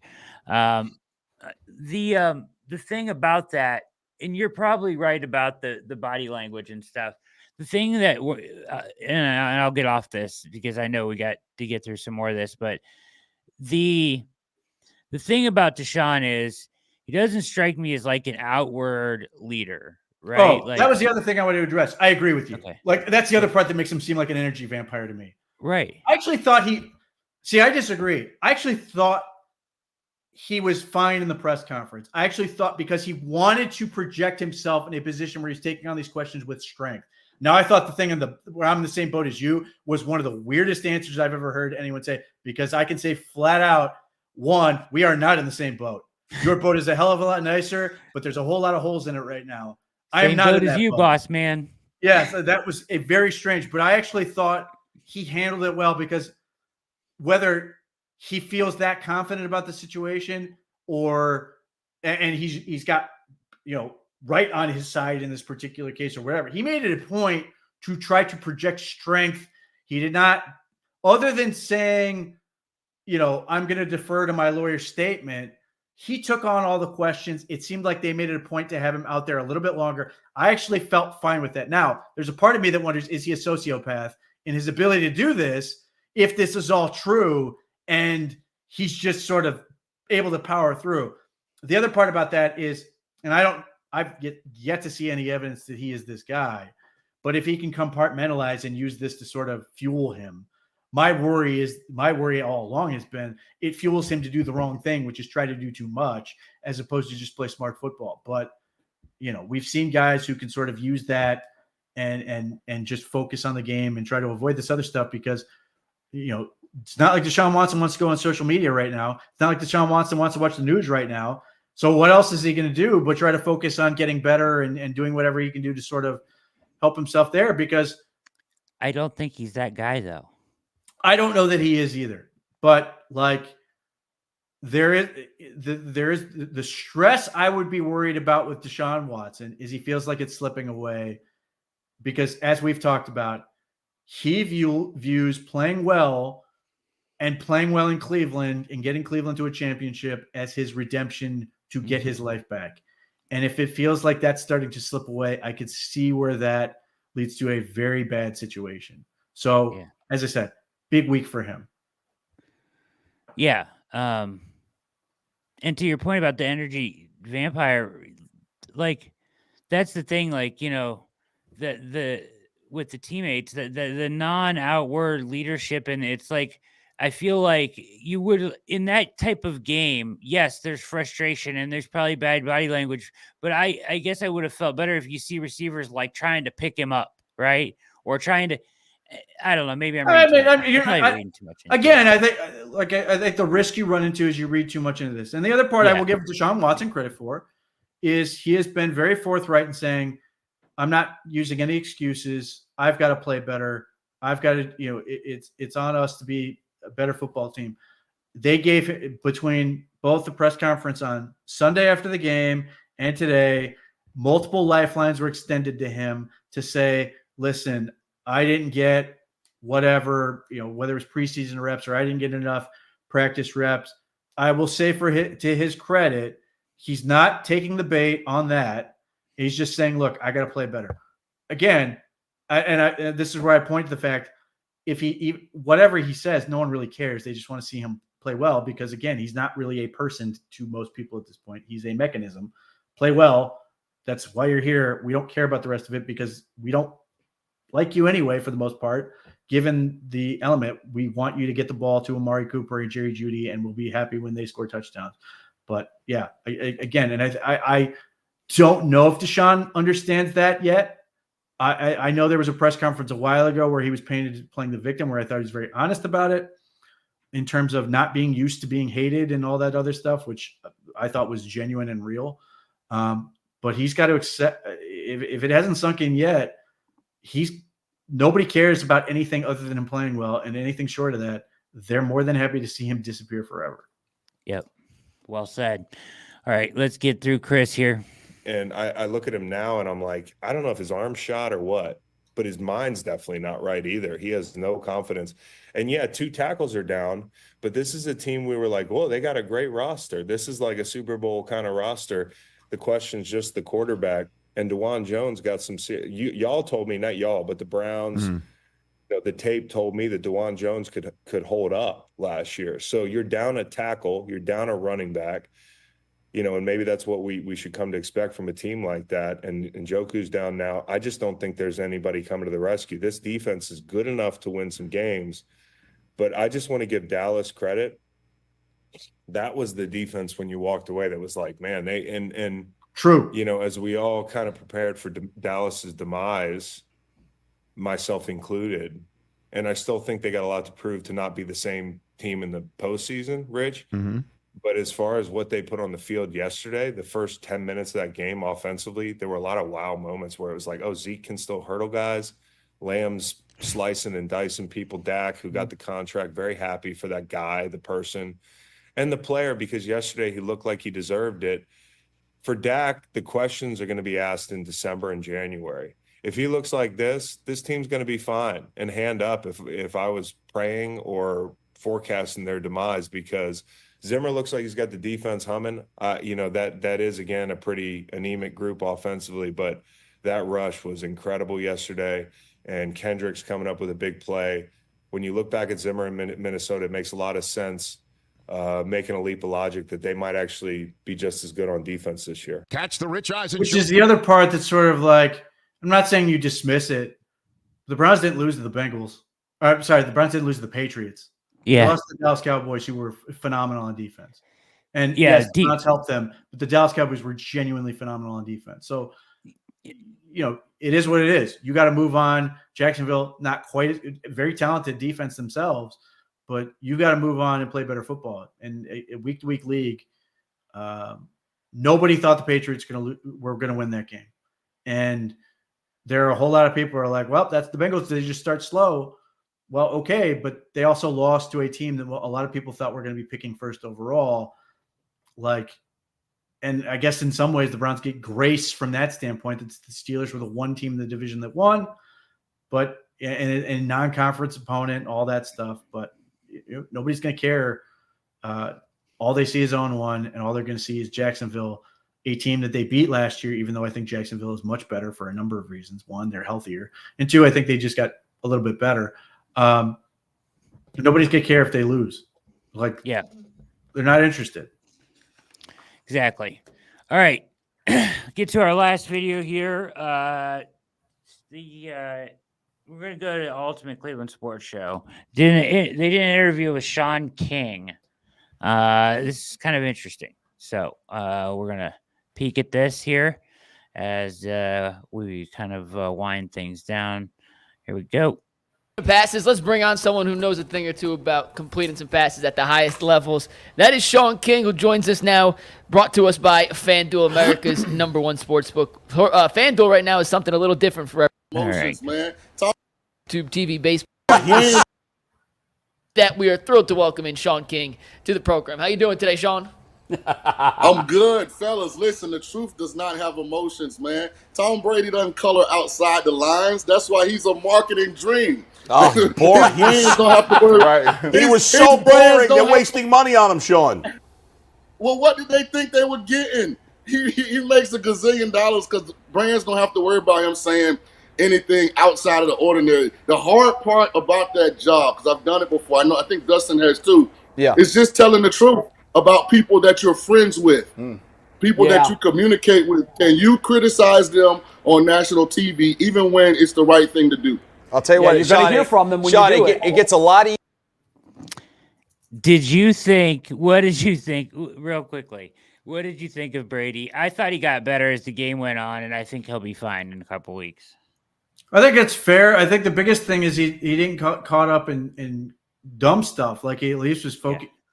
Yeah. He may have been sort of vanilla and not particularly charismatic, but he was focusing on stuff that matters as opposed to getting caught up in meaningless crap. And yes, I mean, like anybody else, I think the more reps you get, I don't see Jason Witten. I don't see some of the other guys that have just been that flamed out. And obviously he's going to get he's got the Deshaun Watson contract of broadcasters. He's going to get those reps to sort of prove himself. Whereas people like Witten and Drew Brees were very short-lived. Yeah. I guess at one point in the game, and I just forgot that he was doing the game, which I guess ultimately means he's doing his job in my mind, I guess. Easier when you've been out of the league for 15 years and then you don't know anybody, so then you can be super critical. Yeah, right. Hey, but we're not here to talk about Tom Brady because Tom Brady's got his rings. The Patriots fan base loves him. The Bucs fan base loves him. We're here to talk about the Cleveland fan base, who's had 38 different starting quarterbacks since 1999. You talked about the optimism bubble, Jay Crawford. They just want great quarterback play. They've never seen the 85 touchdown, 28 interception Deshaun Watson that the Texans saw the last 3 years that he played there. They've seen the 15 touchdown, 11 interception guy the 3 years he's been in Cleveland. Hey, so Sean, I'm going to tell you what, I got a chance to watch the All-22, and the first thing that jumped out on me was the fact that there were guys open. There were guys open, the gimme throws, some of the gimme throws are there, and sometimes he's running out of a clean pocket. So there are some stuff that I saw I was waiting for you to get up here because I wanted to cross-reference it because there are some throws that are there, even though when you watch the regular game, you're like, man, ain't nobody open or the line, but there was some throws to be had there. Well, let me address that point here. I think the organization has to reevaluate how they view the preseason. The NFL is the only professional sports league out of the group that doesn't take the opportunity to have practice reps, live practice reps. Everybody wants to sit their starters in the preseason. We don't want to get hurt. Deshaun Watson and those 10 other starters on offense needed reps. They look rusty. They look out of whack at times. They didn't look like they were ready for a game that actually counts on the record books. But I'm going to start here because hopefully I'll be on here every week. We're going to Hold on. Jay loves this. This is what Jay lives for. I right hate here. this crap so much. The Rams start with the Cowboys didn't start their starters in the preseason. Like, I know. who cares? How do you practice? How do you practice? How do you practice? The Cowboys practice effectively. The Rams practice effectively. I think the Browns were unable to, and it bit them. Not having TV cameras didn't matter. They were going against arguably the best defense in the league every practice. If they practiced well, they would be prepared. They were unable or otherwise whatever. They did not practice well. That is way more indicative of anything. You don't see this in college football, for example. There's no scrimmage, although they may be introducing them. It is you practice like a team that's getting ready. You get if it livening up some periods, if it's doing whatever you got to do, you got to practice like a team that's getting ready. And the Browns, for whatever reason, and who knows, maybe they'll come again. If they come out and beat the crap out of Jacksonville, no one will care. But this is insane to me, the number of teams that don't play their starters in the preseason and come out with no issue. And the Rams had starters that were rookies that they held out. Like, that would be the group I'm sitting there going, get Braden Fiskey and the defensive end they drafted from Florida State, get those guys reps. And they didn't even do that because they apparently practice in a way that gets them ready for football. TV cameras and a stadium crowd do not matter. Just practice well. Perfectly said. What I feel like is the greatest issue surrounding Deshaun Watson.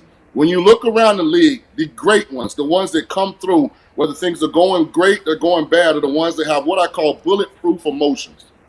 It's around 2 seeds. They don't get too high that they lose control. They don't get too low that they lose confidence. For context and reference, a guy that gets too high is Will Levis from the Tennessee Titans. He throws a comeback route on a rope. I mean, he's on the sideline, rubbing his hair. He's yelling at people. I mean, you think he's the lead role in a movie, and he comes back and does what? He implodes, right? He throws a pick six to the Bears. They take it down. Man. They win the game.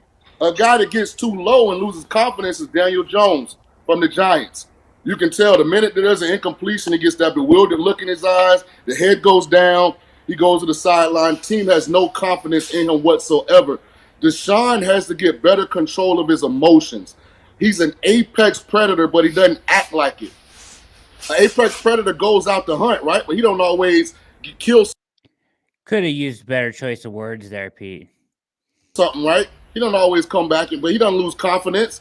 He gets back up, he goes and hunts again. I don't see that swag with Deshaun that I saw in Houston. Wow. That belief that made everybody around him confident no matter what was going on in the game. Sean, can you get that back? That's what we're trying to find out. I think you can get it back if you hadn't gotten paid. I think it's harder to get it back when you've already now got the big bag. I think Marvin Hagler said it best. It's hard to get up and run when you sleep in satin sheets, right? So is the hunger still there? So that comment to me, Pete, is completely dependent on your one's character. Correct. I mean, look, how many people, including a number of people in that studio, pronounced Baker Mayfield dead? Said his career was over. He's broken. Well, I got news for you. He's fine. He's doing just fine. He just won the division title. He won another playoff game, and now he's ready to go, and he looked great in week 1. Now, I don't know how far that will go, but pronounced dead. Geno Smith was pronounced dead in the NFL. Geno Smith is leading the Seahawks. So miss me with this crap. Yes, it can be fixed. Does it need to change the scenery? For Deshaun, it better not, because he's not going to get one. So he's got to figure it out and play better football. And again, I think there's a snowball effect that can get you. I've seen it. You can change the world, change your world by getting out there and executing the offense and getting it going and finding that confidence. Whatever you want to say about Deshaun, and I think he is his own worst enemy in certain respects. Again, might be a sociopath, but is very good at presenting himself like he's confident and all those other things. So that part, I agree with Sean King's point. That's what we're waiting to find out. Yeah. But the money thing, I mean, that depends on who you are as a person. in your individual drive. I don't think that always will impact someone the same way. Yeah. Is the hunger still there? Does he desire now for his legacy? You know who has some of the worst body language in the entire league? Lamar Jackson. Lamar Jackson will throw his helmet. He will whine and do all this other stuff, but he will then go and do all this great stuff. And he never gets criticized for this stuff. And I think he's a phenomenal player, but he has these giant hissy fits in games. So we got to decide how much this really matters. But again, I just want to point out Lamar Jackson has some horrific body language when things are not going his way. Yeah. To be of an elite quarterback now that he's already gotten paid. That's only a question that Deshaun Watson can answer. Unlike Tom Brady, Sean is not afraid to be questioning guys. I love it. Which is great. That's what we want. And I had Sean on my podcast about a month ago when he was fantastic. And I remember asking Sean, what about the mental hurdles that Deshaun Watson could get over? And what about this? And what about that? And your response was basically like, get over it already. Let's go. Play ball. There's no excuses. Agreed. And there's been a lot of excuses made for Deshaun. We're seeing them again after this game. And I'm with you. I wasn't thinking that way. You kind of moved me in this direction. And now even more so. I don't want to hear any excuses. He's got to play better. They paid him what they did, and they traded what they did for him to lead them and be the star on this team. And he's been anything but his entire time here, in my opinion. And I think that's a part of sitting on the Iron Throne. I don't know how many of you guys watch Game of Thrones. Oh, yeah. One of the greatest shows ever. Right? That's one of the one things about sitting on the Iron Throne that comes with it is criticism, ridicule, malice. That's a part of being at the top. People trying to pull you down. I think Deshaun did some good things in the game. I think he looked rusty at times. I'm going to talk about a sequence of drives in the second quarter where I thought he played his worst football and the game kind of got out of hand. But the talent's there. Guys, there's a situation, I think it was the second drive of the second quarter. He gets out of a sack that maybe only 2 or 3 other guys in the National Football League can get out of. But then he doesn't complete the play. Akins is wide open. He throws it a little short. He's close, but he's got to will himself to get back to being a guy that not only makes great plays, but believes that he's going to make the great plays. Sean, talking about the psyche of the quarterback, I think we all agree it's the most important position in all of sports. It's so much of the outcome hinges on the play of the quarterback. I remember in your early days in Tampa, there was a lot of going back and forth. You came in and you took the team on a run, and I believe you made it all the way to the NFC title game against the Rams. In the offseason here, there was a situation where Joe Flacco came in last year and willed this team to the playoffs. He balled out. There's no other way to say it. Yes, there is a way to say it. He was there's absolutely a different way to say it, which was he had a really good run that was marred by a whole lot of interceptions and a lot of turnover-worthy throws. And it was a whole lot of fun, and it was a great ride to watch that team do it. But for the love of God, the Chicago Bears game, he threw away. He threw away before he put the team in the position to have to come back. The Houston Texans game, yes, the defense was bad. He made it worse. We have, and this is, absence makes the heart grow fonder and all this, and Joe Flacco is very likable. We are very comfortable massaging the flaws that Joe Flacco had, whereas we are not and the money's part of it, the personality's part of it, the unexpected nature of it, because a whole lot of people wanted no part of Joe Flacco in the first place. They wanted nothing to do with him. They saw him against the Jets and were like, man, this guy can't play. Right. So spare me this crap. The difference is $230 million, expectations, and not likable. So, and it's not to say Deshaun is playing as well, but let's come on, man. If the Browns were that good, they would not have been in that many freaking brawls for these games against teams that didn't make the playoffs. It's not like he was beating a bunch of great teams. He beat a Houston Texans team, and he was phenomenal, led by 2 backup quarterbacks. Come on, man. We got to at least be honest with it. It was a lot of fun. I enjoyed the hell out of it. Joe Flacco was a lot of fun, but I'm not sitting here going, man, if the Browns had Joe Flacco Super Bowl time, I'd be sitting here doing the same thing where it's like, man, this is a ride where it's a lot of fun, but, he was another game. He was awful. The Rams game, he was awful in the Rams game. Yeah. Balled out is not the way to. He said there's no other way to describe it. Well, there is. There are a whole lot of ways to describe it. A lot of fun, but a lot of turnover-worthy plays and luck involved in that, as well as some tremendous throws and a lot of guys making plays and all that stuff. Yeah. Jay will die on this hill, this Flacco hill here. On the set, I was insistent. You have got to bring Joe Flacco back. That offense clicked, and it looked as good as it has since Baker Mayfield had success here. And there were those on the panel that said, no, he's got to go because he's going to be a distraction. Deshaun doesn't want him here. At first bad play, you're going to have the fans screaming for Joe Flacco. So he's gone. He's not. Totally agree. So this narrative that Deshaun didn't want him here, I don't necessarily believe that. I think that they made the decision not to put him here because it probably might make the situation worse, and they wanted to go with a younger quarterback who fit what they were doing better. A combination of both. But I don't think they like to paint this picture of Deshaun storming into Berea and saying, we cannot have Flacco back here. I refuse it. And I just don't think that's the case. I agree. I think the organization wanted to avoid that potential situation, which I think would have absolutely come up week one. And yes, Jameis Winston is a decade young. Jameis Winston's a veteran. He's been in the league a long time. He's a decade younger. I know. Has a different skill set, which I think fits with the offense they want to run better. Joe Flacco would have been a great fit with Alex Van Pelt and what they're doing with the New England Patriots. I suspect at some point he's going to have to play for the Colts, and we'll see. But if Joe Flacco came back and his arm fell off, would anyone have been surprised? That's the other part that we don't sort of acknowledge, that we're starting to take for granted the 40-year-old quarterback is going to last forever when 35 used to be death. Yes. So I'm rooting for Flacco. I hope he's great. I just don't think it made sense for the Browns on a number of levels.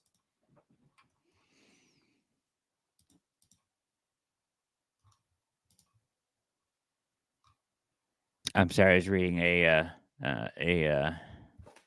here's the comment from Goody. I say this is a lifelong Cowboys fan. I'm telling you, rewatch the drive in the second quarter where Watson threw the TD. That drive was impressive. Don't get me wrong. They suddenly went boom, boom, boom, boom, boom. But no, there's so much bad Watson on that tape, and the offensive line, yes, absolutely was a problem throughout the game. Let's say Deshaun Watson's 22 pressures are vanish. 18 pressures, not a good day, but they were all problematic. But there were a number of quarterbacks who had awful situations and made far more out of it. I look no further than Matt Stafford and the Rams, who have basically a horrible offensive line situation. We're missing multiple guys coming in, but a lot of guys made plays and pressure. Sam Darnold is right now the best quarterback in the NFL. He made a number of clutch throws under pressure. Deshaun has to do better, and I don't think Deshaun would lie to you and say he played well in that game either. And again, I talked about the PFF grades in terms of under 2.5 seconds, 77. That's it. That's your recipe right there. Over 2.5, 39.2. I agree with that. I mean, I'm not going to tell you that Micah Parsons and D. Lawrence, once it got going, I agree. I think it's snowballed, and they were behind the sticks consistently. All of these things fed into it, and the Cowboys defense looked great. But if Deshaun does not come back and play great, let's not get this. If he does not play better, knowing what's coming, nobody's going to care. Yeah. Well said. The Cowboys defense was terrific. There's no question. And Zimmer had a great game plan, and there's no doubt about that. But it was a very, very, very, very poor game. Here anymore. He's not an option. What do you make of all of that talk about getting the competition out of town to grease the skids for success for a thin-skinned rabbit ears starter? Well, let's That's be a honest whole lot here. of commentary that's not backed up by facts. That's Yeah, just throwing stuff out there. I will say this: he is rabbit-eared a little bit, but no. Again, he did not do anything, and this is one of those situations where Jay Crawford is going to play to a certain fan base that will tune into this crap and believe it. It ain't that ain't real life. I don't think Deshaun ever thought twice about the situation. Whatever you want to say about Deshaun Watson, that part of it, he's almost numb in some respects in terms of that type of stuff. I think. He had what seemed like a very good relationship with Joe Flacco. I mean, say what you will, Deshaun Watson was cheering them on every. It's not like there was never an inkling that he was like pouting or anything else last year. Yeah. Again, I don't believe that. Again, the organization did it. You didn't have to. The organization did it. And again, if put in that situation, I don't know if he will be quite as good as Joe Flacco, because I think the volatility is just at a much higher extreme. But I think Jameis Winston can do a lot of the things Joe Flacco did. He's going to push the ball down the field. He's going to take risks, but he's got potentially throw more interceptions because that's his career, but he has more mobility. He can do some other things. He is younger. Put it this way, at the time Joe Flacco was signed, Jameis Winston was an infinitely higher upside candidate. If I'm not mistaken, people were talking about trading for Jameis last year when the injury happened. They thought, hey, we should get Jameis in here. Joe Flacco came in and did a great job. But you also pair that with sort of the history of Kevin Stefanski. Nobody had expectations for Jacoby Brissett. He easily surpassed those. Joe Flacco surpassed those. Obviously Baker Mayfield had a great season with him. The one guy that needs to sort of figure it out, he needs to either shit or get off the pot, is Deshaun Watson, because I think Kevin Stefanski is going to sit there and go, fine, I can make somebody else better, because clearly he's done that. And the tape shows a whole lot of opportunities for plays to be made. Yeah. There's guys open. There was easy stuff there that was missed. There was, to your point. And, having the protection that was there to some, Goody's point, and the offensive line play didn't help, but he didn't help himself either. Like, he did not manipulate the pocket well.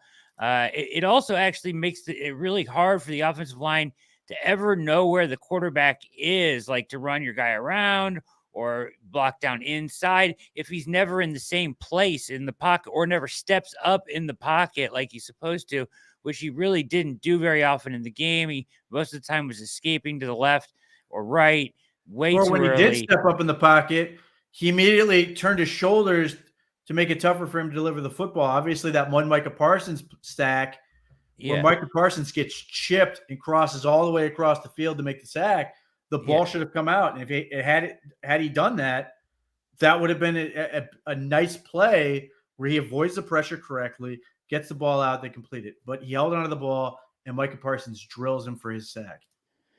17 hits he took. The average around the NFL was 4.7 in a game. So 4 times as good as everybody else. Yeah. So that is tough. And, I do want to say this, though, there was, I don't think he's physically shot, like Chris Long said. I don't think he's like physically done or can't perform, or his arm, like you said earlier, you didn't think his arm strength was a problem. I don't think his arm strength is a problem. He's certainly not. Like you said, the game has changed some speed-wise since 2020, and that's certainly a factor. But, I mean, at some point you have to adjust to that, A. B, to me, it's so much more up here. I feel like it's all mental. Ball's got to come out. You've got to trust what he sees and go. He cannot cannot do that. And again, there are ways where that can sort of the first game and the defense he's playing and the sticks and the scoreboard can all sort of snowball. And you can throw away all the work you did in the offseason and revert to old habits. You've seen it. It didn't work. Now you've got to live the life of being that smarter game manager guy who gets the ball out. If he can do that, the Browns can be successful. If he's going to continue to be that guy, he's going to die on the field and no one's going to feel sorry for him. Agreed. Well said.